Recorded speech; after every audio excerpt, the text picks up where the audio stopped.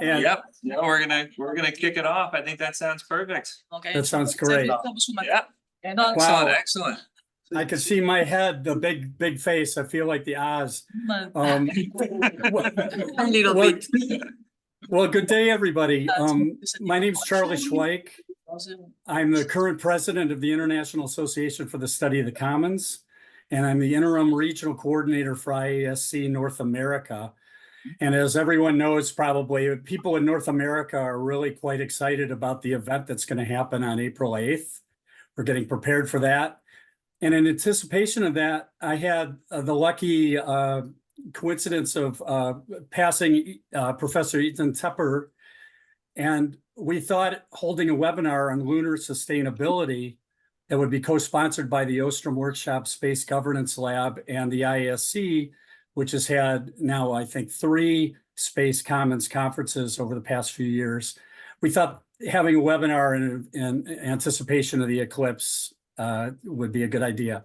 So welcome and thanks for joining us. And let me turn it over to Ethan to introduce himself and our panelists and our moderator. Thanks.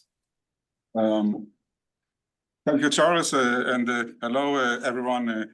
Charles had this great idea to do this webinar on the occasion of the moon eclipse, and then we're thinking, we already started like a couple of weeks ago. We started brainstorming about lunar surface sustainability as the Artemis program progresses, and the landing on the moon and the establishment of what's supposed to be a long-term self-sustainable habitat on the moon nears. This is an important question, an important issue, and the Ostrom workshop has done a lot of work on such issues, hence this seminar. And I will hand it over to the director of the Ostrom workshop, just back from White House consultations. We got it all sorted now, so don't worry. Yeah, that's right. We're in good hands.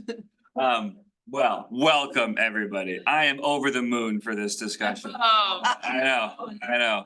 We had like a little jar in the corner for every space pun we're gonna do for the next hour. We can pay for another fellowship. No, thanks to Charlie, thanks to Aitan for organizing this. This is gonna be a terrific gathering. If it's okay, I'm gonna do a quick round of introductions for our distinguished panelists, and then we have some questions queued up to get the discussion going. There's gonna be plenty of time though, so we can take this in a lot of different directions. And depending on how provocative you want to be, feel free. Okay, there's a lot of fun topics on the table here. So first off, of course, you all know Aitan, but among other things, if you didn't know, he's a visiting assistant professor here at IU, along with directing our Space Governance Policy Lab and teaching courses at Maurer and Hamilton Luger, and our really fun Space Cybersecurity Digital Badge program at Kelly, thanks to support from Microsoft and the National Science Foundation. We also have Jesse, I think, on the line, and Jesse, you might remember, was here this last fall as a visiting scholar. And we're thrilled to have her from the Open Lunar Foundation. Hopefully she's going to be coming to WOW as well, which is going to be terrific. Jean-Frédéric, Professor Morin, you see up there, is a professor of international relations at Laval in Quebec City, where he holds the Canada Research Chair in International Political Economy and has a wide range of research interests, including with relation to space governance and polycentricity. So we're going to be getting into some of that. So thanks for joining us. Jean-Frédéric, it's great to see you. Christopher Johnson is the Director of Legal Affairs and Space Law at the Secure World Foundation and an adjunct professor at Georgetown, where he teaches the Space Law Seminar. And among other things, is also a field editor at the Journal of Space Safety Engineering, which is always my go-to on a beach vacation. And then, just kidding, it sounds absolutely fascinating. Thank you for joining us. And last but not least, we have Daniel Patton as a researcher and environmental specialist based in Huntsville. Daniel started his career in environmental regulation before entering the aerospace industry. So obviously a really nice intersection for us to consider here at the workshop. And is an environmental protection specialist at NASA. So we're going to cover a lot of ground, as Aitan said, right? Lunar sustainability is my goodness, very all-encompassing. It includes a lot of interesting governance, legal challenges, business risks, technical challenges that are very much interlocking, including some overarching ones that we're interested in, including the extent to which different resources could be considered common pool resources or commons, what existing legal frameworks have to say about how we can govern these spaces sustainably, hopefully peacefully, with competing lunar bases, potentially, and some geopolitical challenges that could be at the fore. If anybody's seen For All Mankind, in other words, could that be where we are headed? Hopefully not. So we'll be getting into all the above. And we have this all-star lineup for you to make it happen. I had to do one more space pun. I'm sorry. So first off, we're going to start with Professor Morin, if that's okay, before going to Aitan, and then Chris, and then to Jesse with a couple questions to get us going. And then from there, we have some overarching ones, and then we'd love to hear from all of you, okay? But feel free to interject, those online, those here in person, as well as we go through each of these kind of categories.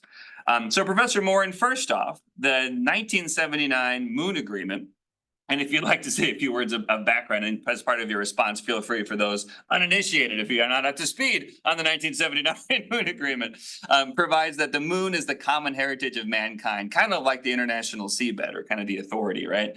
And you've analyzed hundreds of bilateral space agreements, including many signed by Australia, Mexico, Chile, Netherlands, Venezuela, and other parties to the Moon Agreement. Have they promoted, in your opinion, the notion of a common heritage in these bilateral agreements? And do they still actively promote the Moon Agreement itself? Because the Moon Agreement has been ratified, it's enforced, but only by, what was it, 15, 16 countries, something like that? Not the US, not any other major spacefaring power. It was more or less filibustered in the Senate back in the 80s. Whole other story that we can talk about.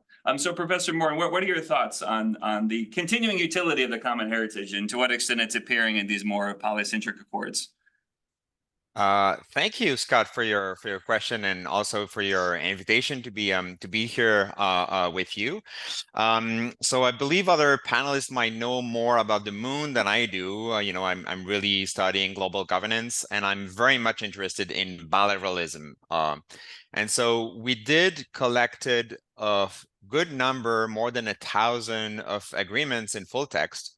And what often happens, you know, in other fields than space, is that one thing is going on at the multilateral level, but then something else is going on, you know, under the table, through the back door, at the bilateral level. So I believe this group is well aware of the Artemis Accords, but there's so many other bilateral agreements, treaties, but also soft law, MOU type of agreements between governments or between agencies. And I guess one of the questions that we looked at in the last few months was whether we can see in this hidden network of bilateral agreements some references to the Moon Agreement. Because, I mean, the Moon Agreement is very often discarded because, as you mentioned, Scott, very few parties have ratified the Moon Agreement. But does it really mean that it should be quickly discarded for that reason? One hypothesis might be that a few countries or a few players would promote either the agreement itself or its norms through bilateral back channels. And so we looked for that. And this is what we find, again, in other fields that I've looked previously, you know, in trade, in other environmental matters, when states aren't unhappy with what's going on at the multilateral level, they use the bilateral level. And this is not what we have found. Very, very few MOU, even those signed by the parties of the Moon Agreement, would mention the Moon Agreement in their bilateral agreements, or they would mention principles or norms that are actively promoted.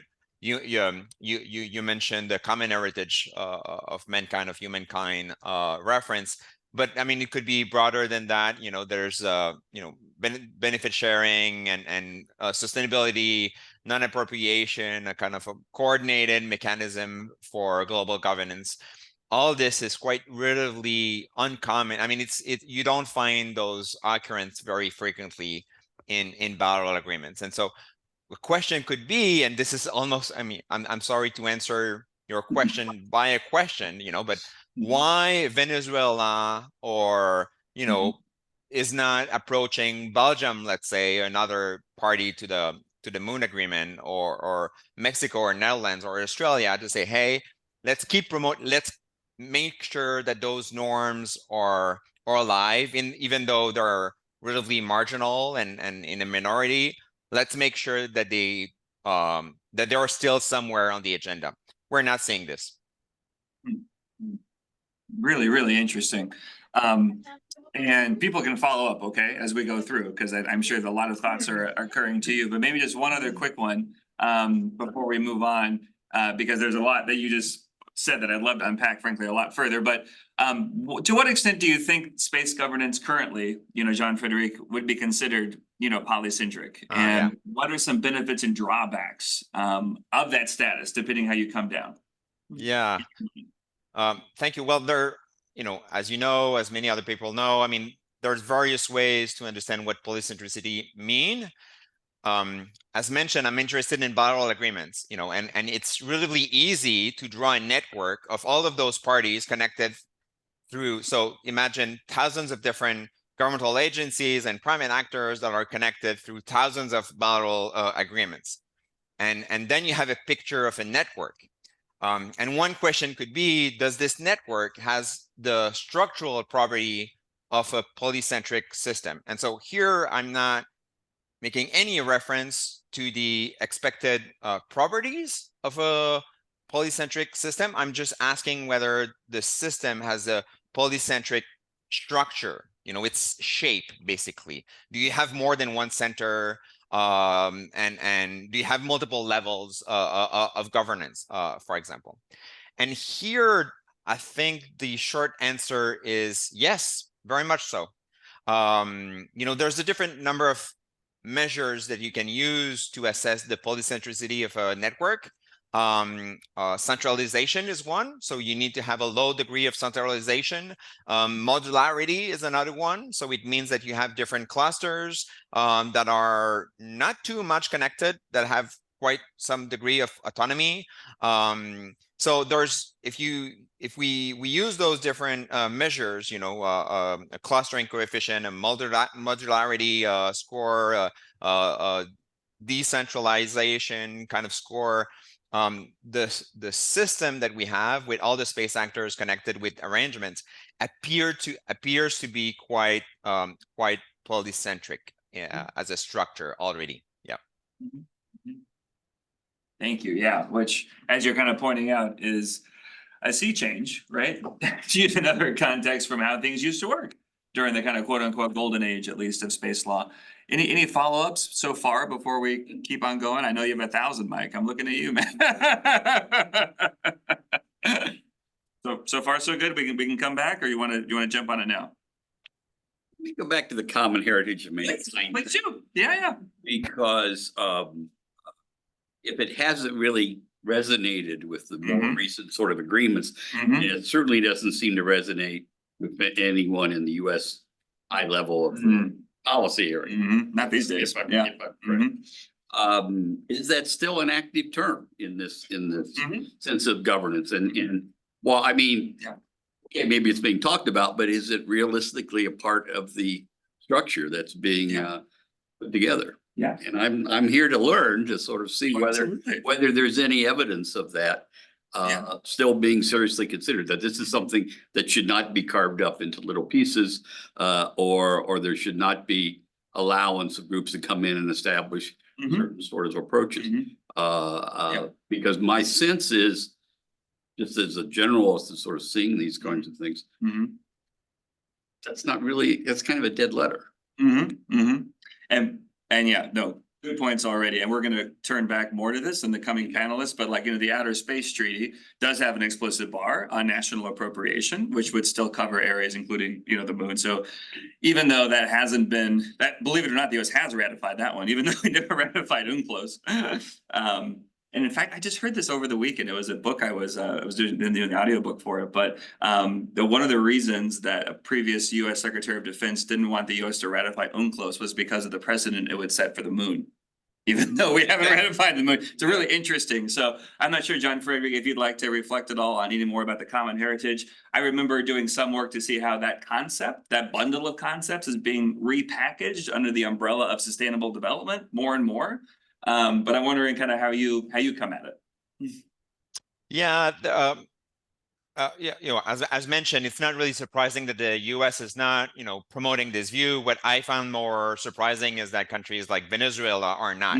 But in terms of sustainability, so most bilateral agreements that I mentioned and those MOUs have been concluded in the last 5-10 years.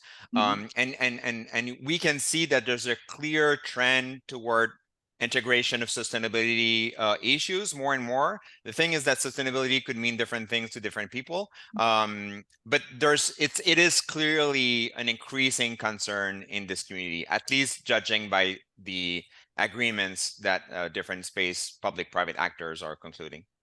Thank you so much, Humphrey. This is terrific kickoff for, I know, will be a provocative discussion. For those who are new to the concept as well, common heritage is a weird term, right? And it's not very even well defined in some of these treaties. So you're basically talking about equitable benefit sharing, and you're talking about intergenerational, all right, as well, sustainability. So you're talking about long-term sustainable use, peaceful purposes.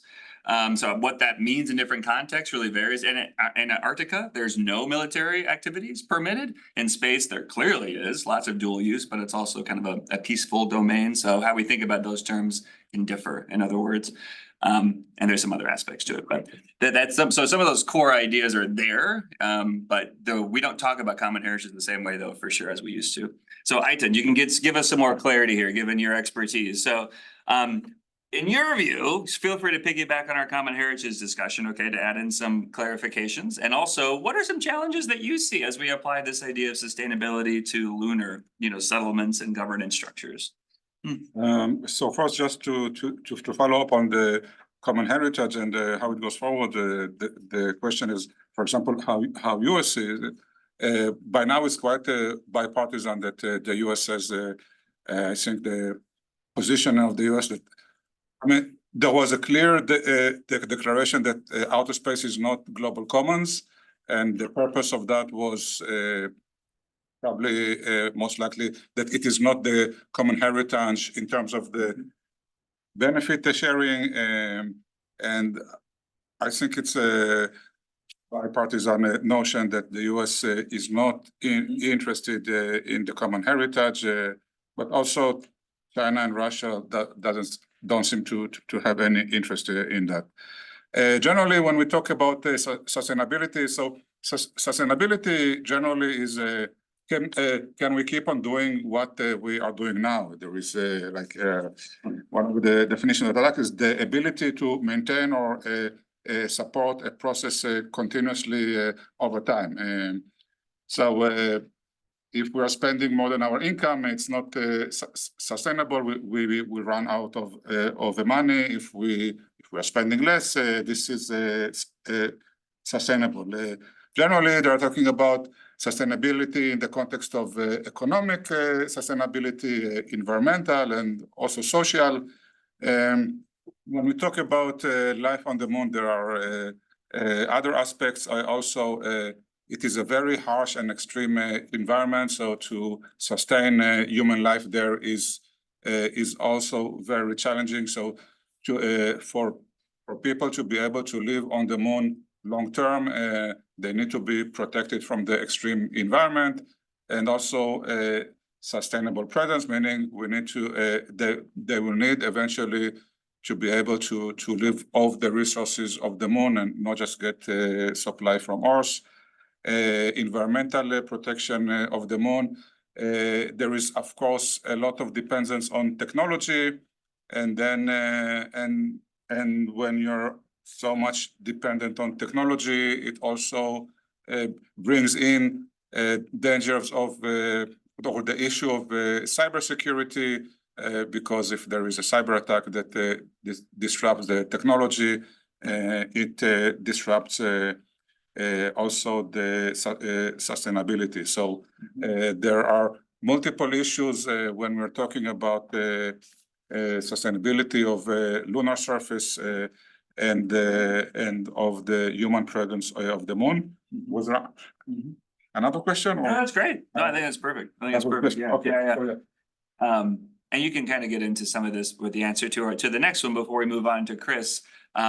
So part of the Moon Agreement, but also part of the Outer Space Treaty is this idea of, in situ resource utilization. So how do you use resources on the moon in this case to support something like a scientific base? So how can you use the water, or in this case, ice, right, to support that? And obviously you can't appropriate, but you can use, right? So that kind of comes into the realm a little bit for how we consider norms of what that use could look like in practice, even though it's allowed in these instruments. So I'm wondering, as you've been thinking about this and been so immersed in the workshop for the last couple of years, how do you view, using some of these Ostromian perspectives, right, to help us figure out an appropriate governance structure? So indeed, the in situ resource utilization is different from space mining for the purpose of bringing resources to Earth and make money. This is for the purpose of sustaining the habitat. I think there is no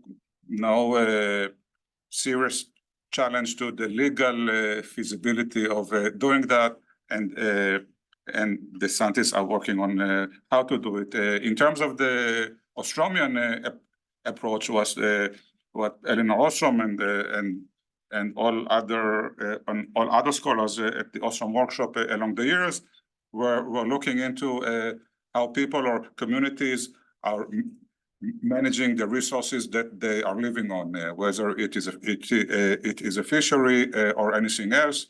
And in the context of the moon, there is also a similarity, because there will be some habitats led by the US, China, Russia. They will eventually want to live off the local resources, and they will need to manage it in a way that is efficient and also sustainable. And for that reason, I think we can learn from all the knowledge that was created at the Ostrom workshop. I think one key factor is management by the users. The title of Ostrom's Nobel lecture was beyond markets and the states.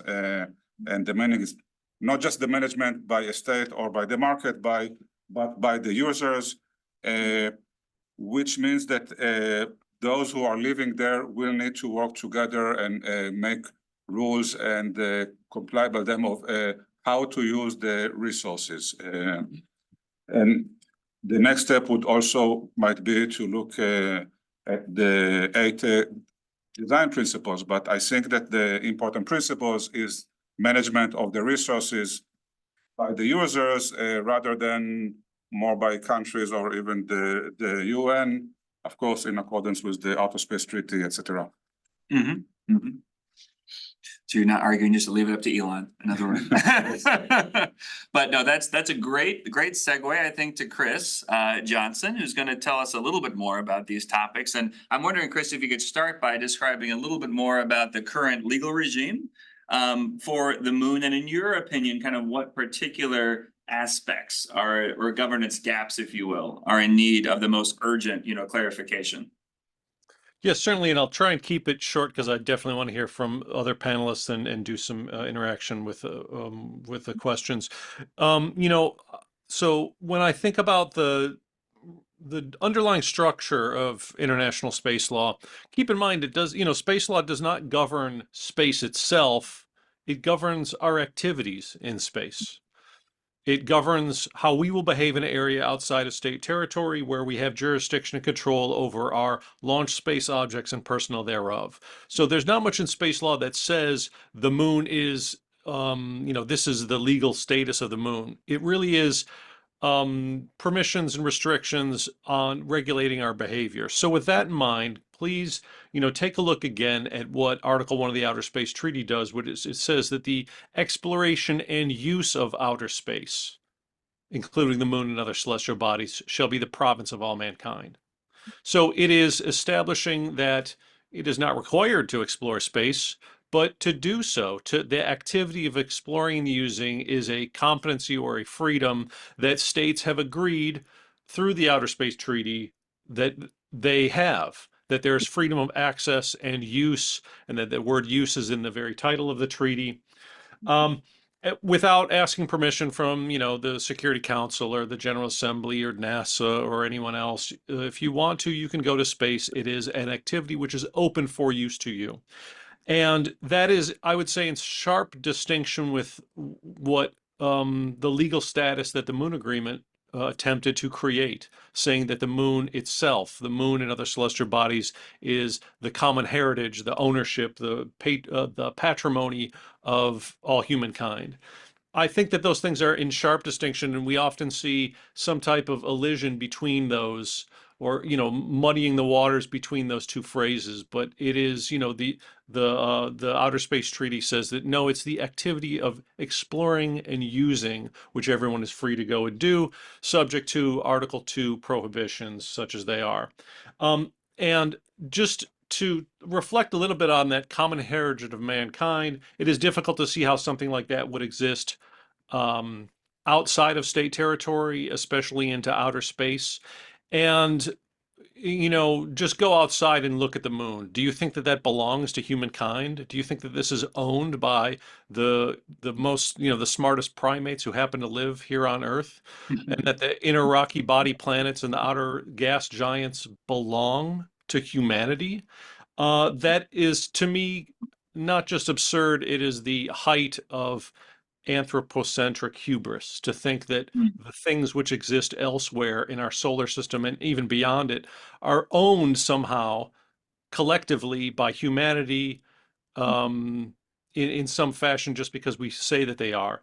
We are not the owners of nature. We are part of nature. And we are reminded of that every time there's a global disaster, a tsunami, a cyclone, or an epidemic, which spreads over from somewhere else in the animal kingdom. So this is why that idea of common heritage is something that I think needs constant rebutting, because that's not what the space law says, and it's a good thing that that's not what space law says. And getting into, this benefit sharing, this is a little bit more difficult for me, but I'm just returning from Space Resources Week last week, where we've heard some of the sentiments that there should be possibly royalties paid by space mining to actors which are not space mining, because outer space is owned by all. As their argument goes, because we all own outer space. If one actor goes there, well, then other actors who don't go there are owed royalties. I think that type of basing of royalties or benefits on common ownership is that flaw that we see there. And why should you do you deserve something that you don't own? I'll just mention that and maybe the most useful thing for us today, or the most useful insight that I can, or question that I can ask others, is those, as you call them, Ostromian principles of governance. How can we apply them to the space domain, an area which is beyond state territory, where we only have jurisdiction and control over our own national launch space objects, and where there is no sovereign, where there is only mutually agreed upon regimes and governance regimes between actors? Can we come up with some type of principles which will, circumvent or short fuse tragedy of the commons, or worse outcomes? And I think Daniel has studied some of that. And lastly, I'll make kind of a geopolitical point, looking at what we're going to be doing at the at Office for Outer Space Affairs and this year's COPUOS and the legal subcommittee. It is April 15th, where we're having this international conference on the first day of the legal subcommittee of COPUOS to discuss possible legal models, possible legal regimes. But these things are not guaranteed. It's not guaranteed that we actually will be mining resources in the near term or the medium term.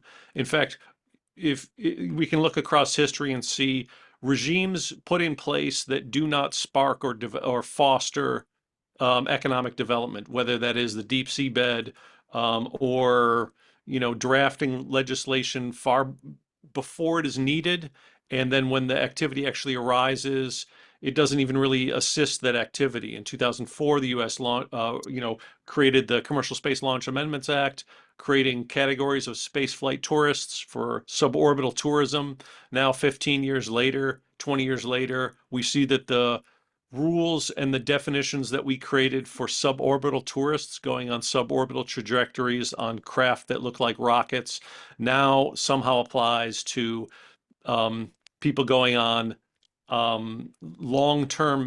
potential long-term missions at orbital velocities at higher altitudes for long-term. So that's an example of drafting legislation far in advance of what we know the activity actually looks like. I would also point to the Moon Agreement doing something like that. So we want to create rules which actually foster economic development in space mining, as opposed to creating rules which look nice on paper but don't actually aid what we want to do. Law serves people, not the other way around. Thank you so much. No, thank you, Chris. Gwen, looks like you have maybe a kind of a two-finger, as we say, a bit of an interjection. Would you like to weigh in before we move on? Hi, yeah, thank you. Just going back to what you were saying about just kind of being very careful about how we craft law, especially in a new domain like this. Don't we have to start somewhere though? Like, don't we have to form some sort of basis to jump off from? Like, that's essentially how we've created law from the dawning of time, right? Like, we set a rule, and then once the systems change, once the way we've kind of gone about any given situation, we kind of update the law to update the situation, right? To update with the situation. What about specifically about space? Like, why can't we create some sort of law that kind of helps us now to kind of get to where we're going, and then if it doesn't suit us, then we just change the law to update with the times, with the situation. Well, very quickly, because I know Jesse Kate would like to probably comment on the concept of adaptive governance, but I predict that it will be national regulatory regimes and national licensing regimes which are faster moving than any international framework, and that an international framework can maybe be influenced by national licensing regimes, but let's build in some avenue for updating those processes. Just because an actor has done something doesn't mean that that precedent has to stand. We've already seen a number of, I would say, unwanted behavior on the moon, whether it's smuggling tardigrades or other stunts that we can do in space. Those are bad examples, and we can learn from those bad examples and craft rules either nationally or internationally to say what we actually do want to do, what we do want to do in space. But it's going to be a difficult process, and you can either talk about Grotian moments in international law or this concept of adaptive governance. Mm-hmm. Thanks a lot, Quinn, and thank you so much, Chris. We're gonna turn back, no doubt, to talk more about lunar codes of conduct, Artemis Accords, a lot of other stuff we could dig into. But you're right. There's a lot that we need to avoid, including I remember an episode in the 90s of there was a proposal to have the Pepsi logo beamed and actually shown on the moon at one point. It was going to be a little too expensive, but is that really what we want to allow? That's fair. Okay. Jesse, you've been called out. Have done so much impactful work in this space, pun intended there, and you put some great links in the chat. But really briefly, I'm wondering if you could elaborate on one of these recent studies. You did, there you go, boom. Thank you for the call out, Chris, perfect. Big study called Res Lunae. And I'm wondering what you learned from the application of SES. We talked about these different, frameworks a little bit already to lunar resource systems, and what can we learn more broadly beyond SES about commons governance scholarship applied in this context? Any reactions? Yeah, thanks. I think the discussion has already been very interesting, and I want to leave time for questions as well. So I'll be brief, but yeah, so Open Lunar Foundation, a few years ago, we did a relatively big study on looking at how to apply the social ecological systems framework to the moon, with the idea that, and I'm looking at Daniel Patton, who I haven't met before, but it looks like you've done a lot of relevant work on this. So I'm curious what you think about it too. We were kind of very inspired by Ostrom's work and the work of the Ostrom community, and wanted to ask the question of, how can we break down the moon and not see it as a monolithic body, but think about the fact that that there are many different kinds of resources and resource systems on the moon, and how might that affect the way that we apply governance to it. And so as we looked more closely at it, we began to tease out resource systems such as the peaks of eternal light, or the permanently shadowed regions, sometimes which are next to each other, but not always. And then you can think of those as distinct resource systems. But then you also have something like the radio quiet zone on the far side of the moon, which, if you just think about those, for example, they're going to have very different stakeholder groups. They're going to have different needs for coordination mechanisms. And that is, I think that begins to kind of illustrate the ways in which basically what Chris was just saying, which is, you can have an overarching kind of guidance behavior, but when you get down to it, hopefully what we're going to see is that countries and NGOs and, academics and indigenous communities and, everything in between, that there are going to be ways for people to have a say in the systems and the resources that matter to them. So we kind of teased that out. Actually, Martin Elvis, who's on the call, was an advisor to that process. Several other people on here were involved in kind of helping to think that through, Chris as well. So I would say, take a look at the report if you're interested in some of the ways that we broke that down. But it is a kind of a different way of thinking about, a complementary way, hopefully, of thinking about governing these natural resources. And I'd like to hammer on that point because it's so easy, especially when the conversations that are happening in the international community. It's easy to have it just labeled as, this like one object, the moon, and think about how do we govern the moon, or how do we govern natural resources on the moon. But there's quite a variety and diversity of different resource systems there. Such a good point, Jesse. Yeah, I mean, there's some choice real estate, in other words, for those who haven't been following it. And you mentioned the peaks of eternal light, like Shackleton Crater in the south. Yeah. What is it, Jesse? Like 80% of the time? Oh, absolutely, right. 80% or so, like it gets sunlight. Really important for obviously solar panels to power these bases. So, in other words, if you set up a base there, that's going to have potentially an outsized impact on sustainability, frankly, of that. So. What about the role of civil society before we move on finally to Daniel, and then open it up from there, right? So what role do you see for civil society? Have you felt this to be somewhat analogous maybe to the climate context, where NGOs can have a useful voice in the annual convenings? We just heard some from Chris a moment ago. Or do you feel like civil society has been a little bit more, put to the side in some of these conversations?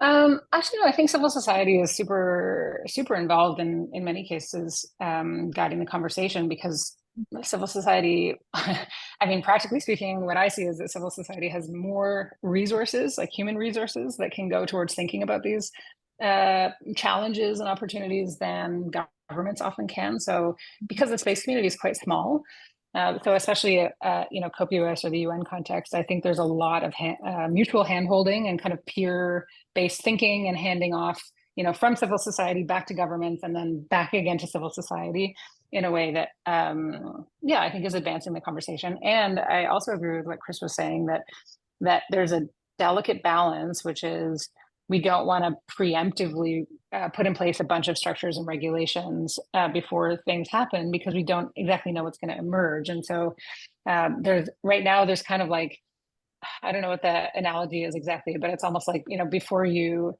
get into a game, or you start a race or something like that, and like everybody's kind of like building up the energy and the interest and the excitement and the thinking. And it's almost like sometimes there's a danger that we're like chomping at the bit too much, and we go a little bit too far before like the starting gun gets fired or whatever, right? Like we don't actually have mining on the moon happening right now. We don't have extended presence or settlements happening on the moon. So there's a delicate balance between the two. But actually what I wanted to say is that from a kind of more bottom up perspective, there's two examples I wanted to mention that I think show ways in which civil society can be involved. So Again, Chris mentioned that there are some precedents that have been set already where we don't want to see those repeated, and I agree with that. The infamous tardigrades incident of, what was it, 2019, I think is a really good example of that. Or, for example, like the way in which we're sending payloads to the moon right now, there's basically no review or regulation about that whatsoever. But on the other hand, I think that civil society can take this as an opportunity to demonstrate positive precedents for how we want things to be done, and show that there are models for, say, managing natural resources that lie outside of the kind of monolithic government or private property regimes, as the Western world is most familiar with thinking about these things on Earth. And so one of the projects that I've been involved with is something called Breaking Ground, where we basically set up an independent organization to attempt to purchase lunar soil, a very, very tiny amount, with the idea that once we had purchased it, we could show what we think an example of good governance of that lunar soil would look like. And it's a sort of performative amount, right? It's like a teaspoon of regolith is what we're looking at. And the idea, though, was to set up a multi-stakeholder governance process around that teaspoon of regolith, and then be able to point to that as an example, as a proof of concept, but also as an opportunity to learn what did and didn't go well about that, so that if governments or companies or other groups were looking for examples, that they could learn from the pros and cons of whatever it is that we try. Outside of the regulatory context, I should say. So that's one. I'll put a link to that in the chat. But then the second that I think is an interesting kind of model is in the international community and in the climate and kind of nature spaces, let's say, there is something that's called independent tribunals that are that we see happening in civil society, where civil society will kind of pull together respected legal scholars and practitioners, and have, it's not exactly like a mock trial, but they will take as a starting point a certain type of law and say, how do we think that this should be treated in the international realm? And what would good jurisprudence be for this area of law that doesn't yet have international agreements or NGOs set up to coordinate its activity. So an example of that in the rights of nature space, there's something called the International Tribunal for the Rights of Nature, that I think is a really interesting example or kind of analogy that we could see applied to either payloads as they go up to space, or to kind of coordination regimes. So when payloads are announced on the private space missions that are going to the moon, you could imagine an international group coming together and basically thinking through the policy and governance implications of that payload and issuing a kind of independent determination with international experts that could be referenced by governments to begin to think through what a good practice for payload determination might be. So that's just one second example, but I do think that there are things that the civil society ecosystem could be doing that is not antagonistic to governments. It's just that civil society can do things that governments can't. Excellent. Thank you so much. It's just absolutely fascinating. We'll hopefully return to you as well, but let's get in Daniel, our last distinguished panelist. You've been called out several times, sir. Thanks for being patient. First question to you: what lunar activities are most likely to challenge the Commons perspective that you've been so involved with studying, from your opinion? Well, thanks. And I do want to say upfront that, I'm not representing NASA in these statements, but I think most people would agree with what I'm saying here. I think and we've touched on a lot of these, but ISRU is the one that I think most immediately comes to people's minds, because it is something that we haven't done, and it's something that there's a lot of publicity around. There's a a perspective that it's incompatible with sort of a common status. I don't necessarily agree with that. I think that, we see resource utilization in lots of commons, and the fact that, the moon we haven't done it there yet doesn't mean we can't. I do think, we need to look at the specific uses like Chris was talking about, and like Jesse was also mentioning is narrowing it down to a particular use or function, and then coming up with a sort of framework for that in particular use instead of governing the body as a whole. So I think ISRU is the one that most people look at, but I really don't think that's the main challenge. I think infrastructure is a major one that is likely to threaten the common status, particularly the sharing of infrastructure and how that's managed. So I see some challenges there, and any sort of permanent base or activity. I think those are all the things that are most likely to threaten the common status, but none of those are incompatible with a common status of the moon itself. Thank you so much, Daniel. Don't worry, we will not be releasing that as the official, NASA position. Well, one thing that NASA has gotten very much behind, of course, is the Artemis Accords. And I'm wondering, we haven't really had a chance to describe that. So maybe last, before we turn to the open discussion, we don't have nearly enough time for it, of course, but still, is to what extent do you feel like the Artemis Accords have done a good job of setting up the sustainable, management of some of these resources that are going to be so important for the base that we're discussing? Well, I think it's hard to tell that right now before there's a lot of activity there. I think there's already been portions of the Artemis Accords or the practice of especially NASA or NASA private partnership missions that have come into question on a sort of international scale. So I think it's really too early to tell how effective they've been, but I do see them as being something that can be useful in the absence of a larger governance mechanism. When we look at governance structures or different methods to manage a domain, everyone jumps to these UN treaties, and really like those are universal, when they're not necessarily universal. They're only, effective in as much as they're ratified by the majority of countries operating there. So I think the Artemis Accords is sort of trying to step into that space in the absence of a widely accepted lunar treaty, and is trying to establish some of these operating procedures, operating norms, you might say, at this stage. But I do think, Chris has a great point about adaptive governance. A lot of what we're going to see is going to be sort of after the fact. How has this been effective? How has it not been effective? Changing things. So nailing down all the details pre-mission is not necessarily the only approach. Mm-hmm. No, thanks a lot, Daniel. I really appreciate it.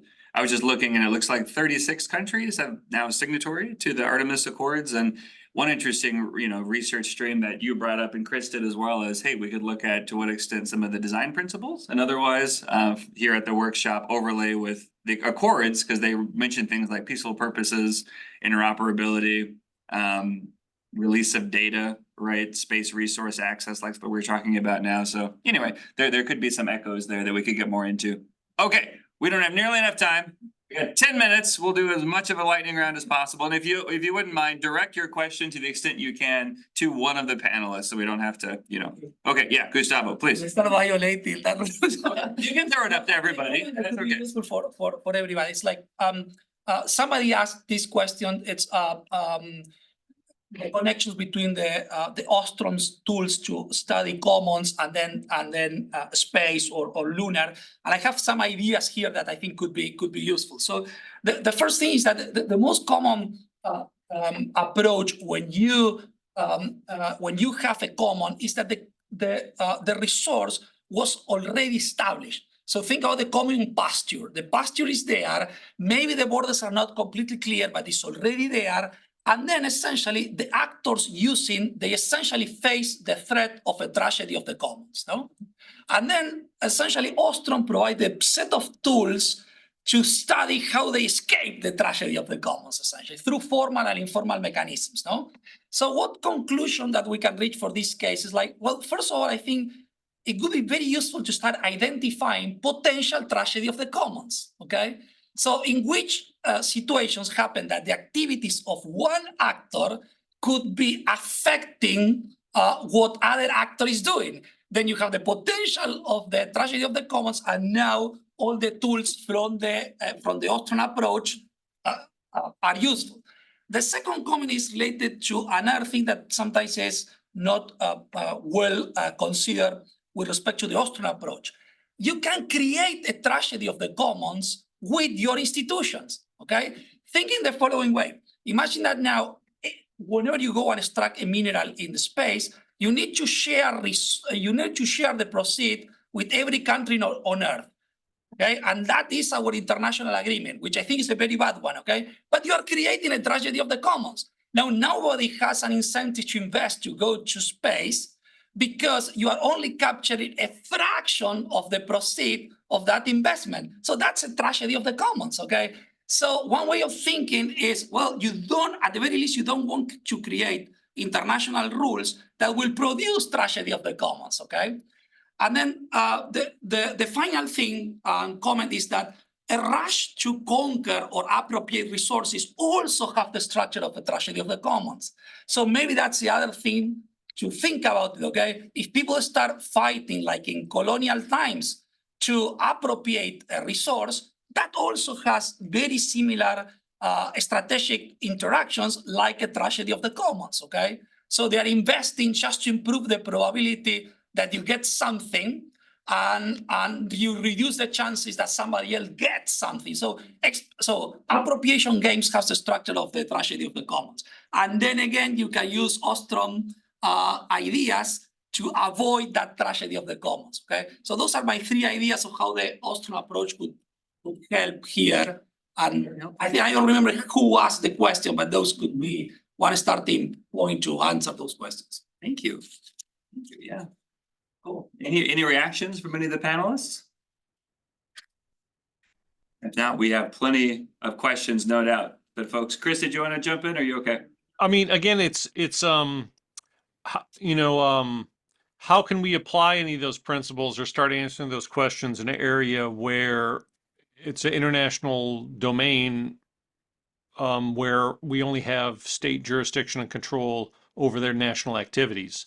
So you can have 5 actors who are, let's say the Artemis partners that are adhering to those principles, but other actors who are not paying attention to those principles. It's a geopolitical big question about how we can even have any insights from these Ostrom principles, into the space domain, as opposed to a commons, which is, within, which is subject to one sovereign.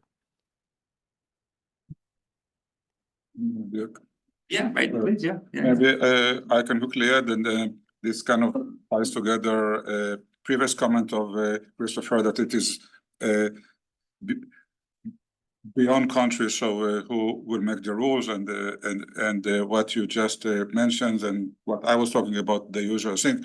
So it is important that when we create the institutions, they're in institutions that prevent and not create the tragedy of the commons. And since it is beyond the national sovereignty, and if we bring also what we learned here at the Ostrom, I think it is important to have along the way a forum of the actors who are on the moon to create the rules, and this would mean there is much higher chance that the rules and the institutions that they would create will prevent rather than create the tragedy of the commons.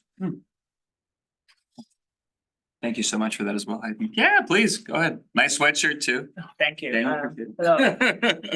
I'm Max, and I'm a second-year law student at Indiana University School of Law, and I'm researching space law. And I have a question I would like to direct to all the panelists. I would like to. Okay. Yeah. And so, as you mentioned, the international institutions and governance structures, the basic question I have here is is that the result or the cause? Because we see any institutions at international level like League of Nations failed, but United Nations succeeded. The basic difference between them is who could they get to agree on? So the Soviet Union was involved in the United Nations, but other hostile countries were not involved in the League of Nations. So that's why League of Nations failed. But so in the space governance structure, how can we get Russia and China on board? That's the main question I have, because given every members of civil society involved, EU and the US agree upon all the principles, but if Russia and China does not agree upon those rules, how would they be successful? That's my question. Yeah, it's a good chance to globalize the discussion. We've talked about Artemis. We haven't talked about the other models that are being pushed, including from some other burgeoning space powers like India, right? And how they might straddle some of these worlds. So who would like to dive in to that one first? I mean, I'll briefly say I don't predict that we will have a United Nations Office of Lunar Affairs. I don't think we will have an international regulatory body. I don't think that states are amenable to, let's say, constricting their Article 1 freedoms or delegating the decision of what they want to do in space to an international body.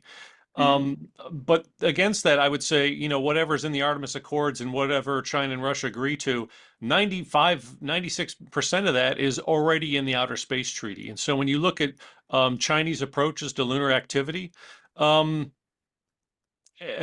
to mining in space, it's largely in accordance with what the US wants to do as well. So what will happen is that we will likely just see that there are a lot of coordinated activity, and any uncoordinated activity will then have to be coordinated. Will it require a tragedy up there? Will it require some violation of Article 9 due regard, cooperation, mutual assistance? Possibly, but I think that, just to be realistic, I don't see an international regulatory mine granting consortium that allocates spots on the moon or anything like that. Thanks a lot, Chris. Maybe we'll bring back in a few others who haven't had a chance to dive back, since we are nearly out of time, unfortunately. So yeah, John Frederic or Daniel, Jesse, any other thoughts on these different approaches and how different space powers might think about these issues? I'll just say that.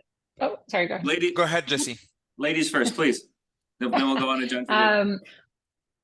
Yeah, I think it's exactly the question, or one of the most important questions we need to be asking, and we empirically don't have the answer to it right now. The upcoming activity that is going to be focused around Shackleton Crater is, I think, a big opportunity to think about this. And the question is going to be, what are the aligned interests that the United States, or the Artemis axis, or whatever you want to call it, and the ILRS community, China and Russia, what are the aligned interests that they have that can be leveraged to bring them to the table? And it doesn't matter whatever you want to call your framework. What matters is that diplomats, because this is sort of their profession, are committed to and can find something that is of mutual interest to kind of steward a way forward that is shared for all. And I think it's going to take some real investment on all parties. Thanks so much, Jesse. Yeah, please. And John Frederic, go ahead, and you might have the last word after we turn to Charlie. Well, I'll just say that I'll definitely share the view that a multilateral central solution is very unlikely, and I think this is the reason why a lot of us have turned to polycentric approach as perhaps second best option to a centralized multilateral, but very, very unlikely solution. That said, going back to the design principles, it seems that many of them are still missing. There are several missing ingredients to have a functioning polycentric system. Information sharing seems not to be too bad. Same thing for monitoring. But for dispute settlement, enforcement, and some other design principles, it seems that there's still a long way to go before we have a functioning, adaptive global governance system for outer space. As with so many other domains. Thank you so much, John. And I'm wondering, either Aitan or Charlie, any other final words for us?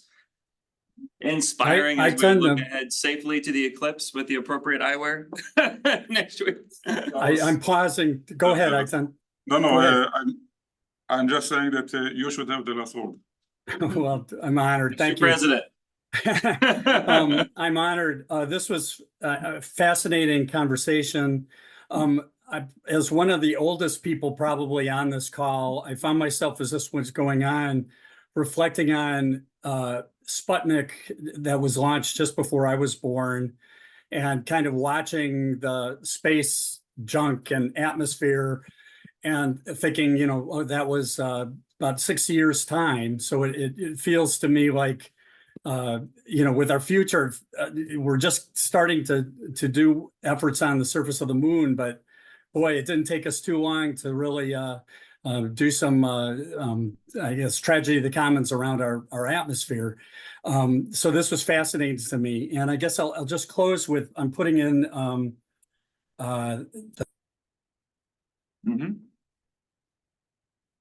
You're muted. Muted. Just got muted, Charlie. Muted. But I appreciate the plug for WOW 7 and Yeah. IAC 2025. Yep. Yeah, and that's what I wanted to just close with. It sounded like some people may be going to WOW 7. I'll be there. I hope I can talk to folks there. And this is the first time this website's been shown to anyone. It's still draft, but the ISC 2025 biannual conference will be in June, third week of June 2025 at my university. And I'd welcome anyone who wants. The question I wanted to ask, and I'll close with this, is what are the key research questions over the next 2 years?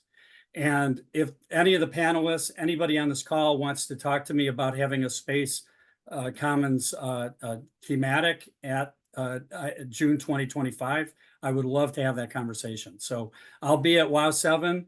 And thank you all. Thank you to the Ostrom Workshop for hosting this. Megan, great job. Everybody there, the Space Lab at Ostrom, wonderful job. Thank you so much. And Thank you so much, Charlie. Yep. Thank you to all panelists. Absolutely. Thanks for your Terrific time job. and preparation. Absolutely. And enjoy the eclipse. Just a quick reminder, we're not going to have a research series this Wednesday because Bernie's not feeling well. We'll hopefully reschedule that soon. And there are some great other upcoming events, though, including the Ostrom Memorial Lecture, which we're really excited about. And then Charlie, of course, on our colloque on the 15th. So much to look forward to, but not lunch. Sorry. But thank you for coming, and we can continue these conversations. Yeah. I didn't doing that great moderation. No, it was, if anything, we had way too much wonderful content. Could we copy the chat?